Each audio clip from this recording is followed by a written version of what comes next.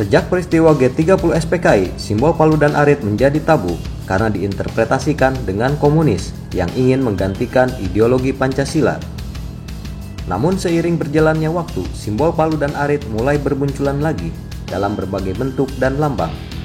Pada awalnya, Palu Arit melambangkan kaum pekerja industri dan petani, muncul dalam Revolusi Rusia 1917 dan terus digunakan serta dimodifikasi sebagai lambang komunisme di berbagai negara termasuk Indonesia.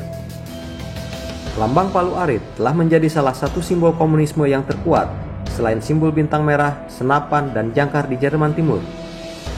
Fenomena munculnya simbol Palu Arit ini disebut-sebut beberapa kalangan sebagai kebangkitan komunisme gaya baru atau KGB. Namun, beberapa kalangan lainnya menganggap ketakutan terhadap simbol-simbol komunis dinilai sebagai ketakutan yang tidak perlu yang bersumber dari ketidaktahuan itu sendiri. Apa itu komunisme?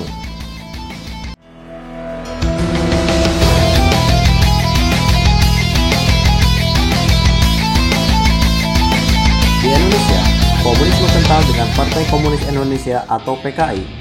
PKI pernah eksis dan diakui resmi sebagai partai politik yang muncul setelah Indonesia merdeka berdasarkan Maklumat 10 tentang pendirian partai-partai politik oleh Muhammad Hatta pada Oktober 1945. Sebagai salah satu partai baru, PKI kala itu berkembang amat pesat. Pemilu pertama Indonesia tahun 1955 menempatkan PKI sebagai partai besar setelah Partai Nasional Indonesia, Masumi, dan Nahdlatul Ulama. Namun kebangkitannya yang bergelora itu, kejatuhan PKI pun terjadi cepat.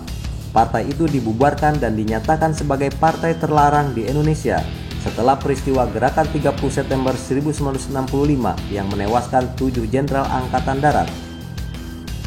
Dan sampai saat ini, komunisme di Indonesia masih dilarang. Pemerintah Republik Indonesia menggunakan 2 dasar hukum utama untuk melarang, memberangus, dan mencegah komunisme di Indonesia.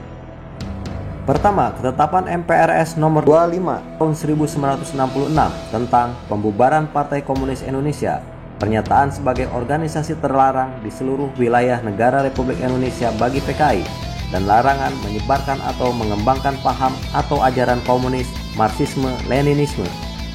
Dan kedua, pasal 107 Undang-Undang nomor 27 tahun 1999 tentang perubahan Kitab Undang-Undang Hukum Pidana.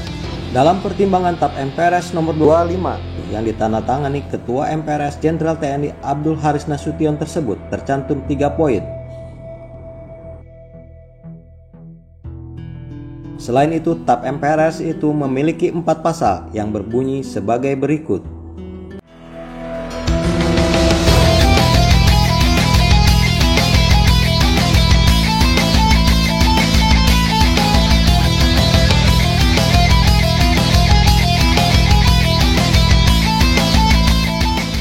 Aturan kedua yang digunakan negara untuk memberangus komunisme ialah Pasal 107 Undang-Undang Nomor 27 Tahun 1999 tentang perubahan Kitab Undang-Undang Hukum Pidana yang berkaitan dengan kejahatan terhadap keamanan negara.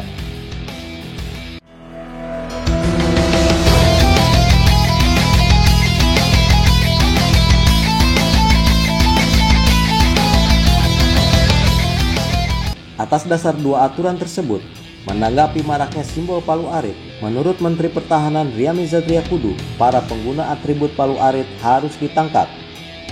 Tidak ketinggalan, Menteri Hukum dan HAM Yasona Lawli mengatakan masyarakat tidak boleh mengenakan simbol paru arit yang identik dengan komunis. Begitu pula Menteri Dalam Negeri Cahyokumolo yang meminta masyarakat untuk berhati-hati dengan dugaan penyebaran komunisme gaya baru. Yang menarik adalah masih terdapat pihak-pihak yang menginginkan TAP MPRS tentang larangan komunisme itu dicabut atas dasar demokrasi dan hak asasi manusia. Pun sejatinya, TAP MPRS itu sampai saat ini tidak dapat dicabut karena TAP itu dibuat saat MPR masih berkedudukan sebagai lembaga tertinggi negara. Adanya amandemen Undang-Undang Dasar 1945 yang merubah kedudukan MPR bukan lagi sebagai lembaga tertinggi negara, tetapi hanya sebagai lembaga tinggi negara yang sejajar dengan lembaga tinggi negara lainnya, membuat MPR sekarang tidak bisa lagi membuat suatu ketetapan di bawah Undang-Undang Dasar, yang artinya TAP MPRS itu tidak dapat dicabut bahkan oleh Mahkamah Konstitusi sekalipun.